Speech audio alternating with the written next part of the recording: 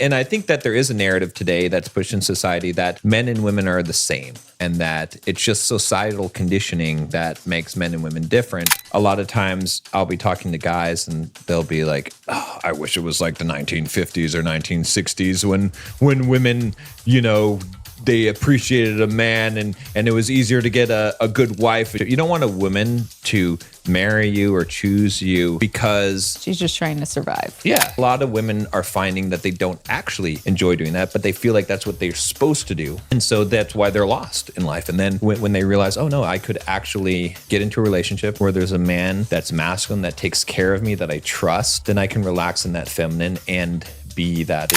There was always a part of me when I got older and like thought about when I got married and had kids that I would want to stay at home just because like my parents both worked and I rarely got to spend a lot of quality time with them that I would have wanted and that I think is beneficial to children as well too. We've talked a little bit about this. So that's what I wanted. Now, was I like, that's the only thing I'm going to have? No, because I was willing to, work and do it the way that my parents did it. Maybe not as extreme because they did work a lot. And like my mom worked graveyard shift and then my dad, did swing shift. So sometimes, graveyard, sometimes normal hours. So I think that also made it more of a hectic dynamic rather than like two parents working like a daytime shift. And so you still get to come home and eat dinner. And, a lot of times it wasn't like that. So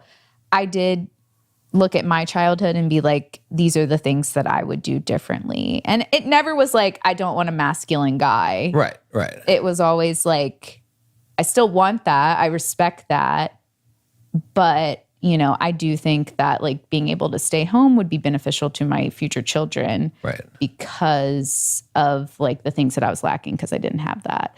So, I didn't see the traditional as in like my mom stayed home and my dad took care of everything like financially. And honestly, I thought that was something that couldn't really happen as much today either because of like how much things cost. Right. And I know people still are having kind of like an issue with that with our 50-50 episode that we did. And I totally get that. Like I get that it is really hard financially to only have one income and like give your kids the things that they need and like even more, like give them a better life than you had with just one income. So I do get that. But from the like masculine and feminine side, I didn't realize how important it was until I met you because you were so masculine, kind of like my dad was. Like you could tell that you were more like of a manly man than I had necessarily like dated, and you had more of like the traditional values already. And it just gave off this vibe of like, you were going to protect me and take care of me, which is what a father does to his daughter too when she's young, right? Like he's going to like scare off the guys that you bring home and he's going to like,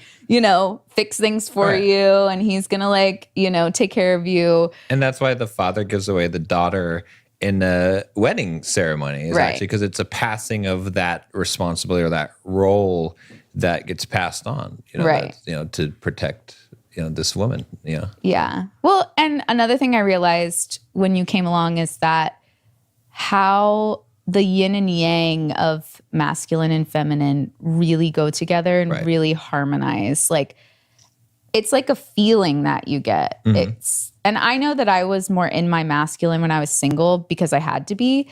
But the second I got to like just be feminine and gave you the responsibilities that were more masculine that I had in my life because you wanted them and I trusted you with them. It just allowed us to harmonize, I feel like, in such a way that people don't really get. Maybe necessarily when you have like not as strong of a dynamic and women get to be more in their like natural, girly, womanly mode. That we don't necessarily always get to be in when we have to handle all the things. Exactly. Yeah. So That was very long. See, No, I was like, I was nervous about you asking me first because I'm like, let me go. I'm always like, let's go way back. Yeah, well, I mean, it's good because I think it's good to have the perspective, because the thing is, a lot of women today are very resistant to traditional roles. Right. And surprisingly, even men are now starting to become, because the 50-50 thing, or maybe sometimes men think that they can be traditional roles and still be 50-50, which is, is not really possible, as we kind of talked about. But I think a lot of women don't really accept that. And I think that there is a narrative today that's pushed in society that men and women are the same, and that it's just societal conditioning that makes men and women different.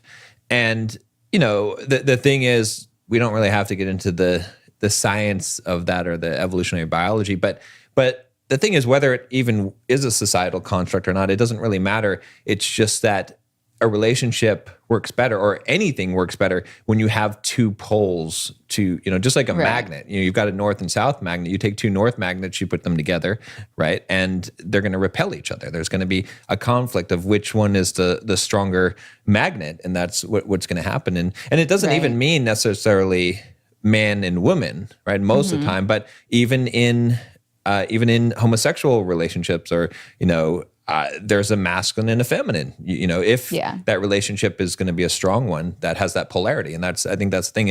And I think that polarity is so important, because it is like the yin and the yang. It's something that completes you, and then you feel more connected, because if we're both doing the same thing, if we're just the same, then there's no benefit to each other besides a transactional one. Whereas if it's like, you have something that I don't have, and I have something you don't have, and together, again, synergy, we talk about 1 + 1 = 4 or 5. That's super, super valuable. And what was I going to say? Yeah. So I think that, it is so important, even though a lot of people in society kind of frown upon that, or maybe they even take it to a religious sort of origin of it. And we don't look at it from a religious, right? Because a lot of religious people, which nothing wrong with, whatever you believe, but they take it because it's what the Bible says, or, and it's like, yeah, that's fine. However, let's look at how it objectively applies. Well, and they might think that it works because it's God's way, but they also might not realize that it works because of the differences. Right. And the reason I like the yin and yang example, well, one, besides that the two pieces fit and create this one, which is what a relationship should be. It's this oneness. You have the little circles in the sides, right? Right. And so that is the little piece of masculinity in the femininity, and the femininity in the masculinity, which you don't see. Like, that's just one little dot in this part of it. Exactly. Yeah. But everybody does have those two things. Right. It's just that one should be the main component. Yeah. Rather than, having them both be equal, like, have an equal amount of masculinity and femininity within each person, because then it's not a balance, right? Like, it is more of like just a quarter, or however you want to see it, like a half of you. I say a quarter, for like a one as a couple. Right. But I think another side thing, that's what I wanted to say about the yin and yang, because, everybody still has those things, but it's the balance of the things.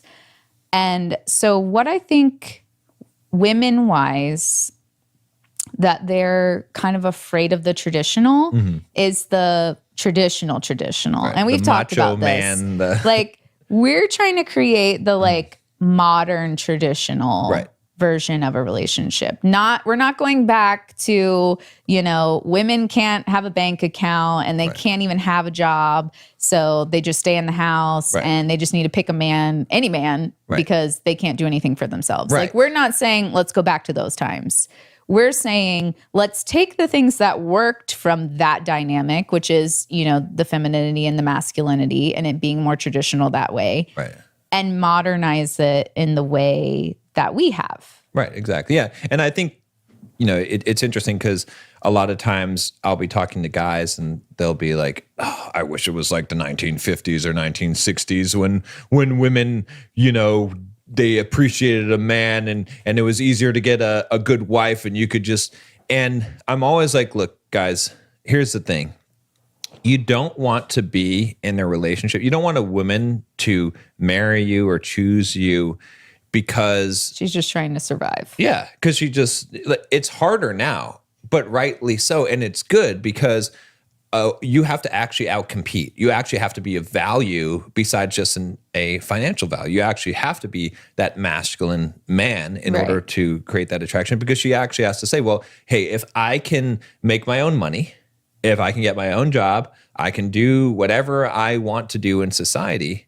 And then why do I need you as a man? And it is because she wants the masculinity in her life. She wants a man something she can't get. Right. Now women can get a job, they can get the money, they can live on their own, they can do all the things essentially on their own. Right. But the thing that they want is for a man to take over the more masculine roles that they have to do when they're single so that they can embrace their femininity. And we've talked about this. Like, I do think it's trying to swing, at least femininity wise, a little bit more into embracing that. You know, we have you know, the self-care and the like doing girly things just to make you happy, and like, you know, doing the more feminine things that women used to do in the really traditional times way back in the days. Right.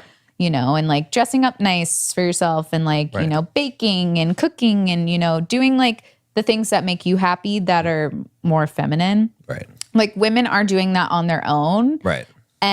But they still have to do the masculine side if they're on their own. Sure. So they would even more be able to embrace that if they found a man that they trusted to give those responsibilities to. And now they can, you know, go to the park and paint and, you know,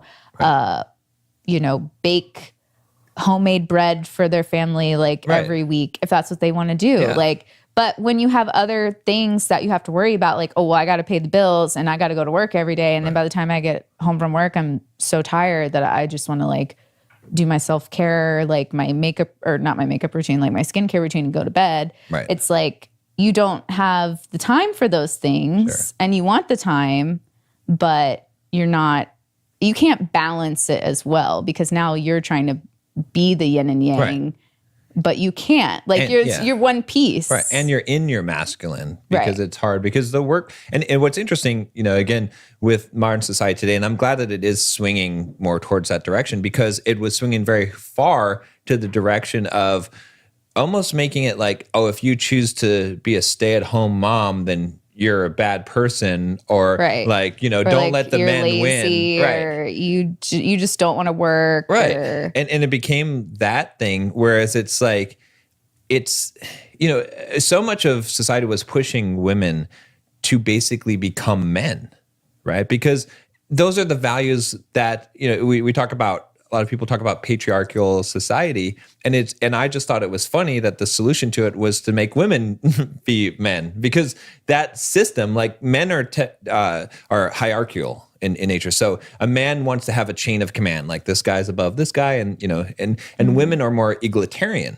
right? Or the feminine is more egalitarian, meaning everybody's equal level playing field. Like, let's do what's fair. You know, we don't need to have anyone be the winner and someone else be the loser, and so it's funny that the solution to kind of a patriarchal society would be for women to adopt the male values of hierarchy is what ends up happening. And it's not good, because women don't want to necessarily compete in that space. You know, a lot of women, and a lot of women don't even realize this until they're actually with a masculine man and they're able to relax in their feminine. Then they realize, oh, wow, I don't have to, you know, there's this narrative that society gives you that, oh, you got to like go and get a job and climb the corporate ladder and do all these things, which are really masculine type of things. Not to say that there's anything wrong with it if you enjoy doing that, but a lot of women are finding that they don't actually enjoy doing that, but they feel like that's what they're supposed to do. Right. And so that's why they're lost in life. And then when they realize, oh no, I could actually get into a relationship where there's a man that's masculine, that takes care of me, that I trust, then I can relax in that feminine and be that. And maybe it's worth talking a little bit about, because I think some people think the whole masculine and feminine is a woo-woo concept. It's not real, but like, what is masculine versus what is feminine?